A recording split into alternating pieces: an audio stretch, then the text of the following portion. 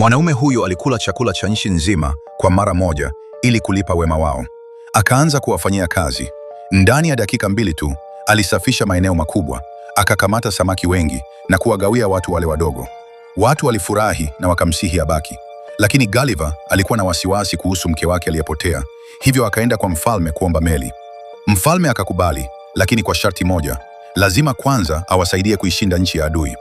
Gulliver hakuwa na chaguo ila kusema ndio. Baada ya safari ya dakika 10, aliziona meli za maadui na akazishika zote, akazivuta mbali. Mfalme aliposikia hili, ghafla akaamuru washambulie Gulliver. Mashambulizi ya wanajeshi hayakuwa na athari na Gulliver aliendelea kuvuta meli zile.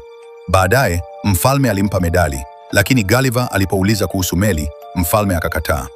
Gulliver alikuwa sasa amekuwa maarufu sana, na kama angebaki, angeweza hata kuwa mfalme mpya. Kwa hofu, mfalme akaamuru auawe. Wakati huo huo, moto ulizuka kwenye ikulu, ukiweka maisha ya mfalme hatarini. Bila kufikiria, Gulliver alikunywa maji mengi sana na kuyamwaga juu ya ikulu, akauzima moto ule.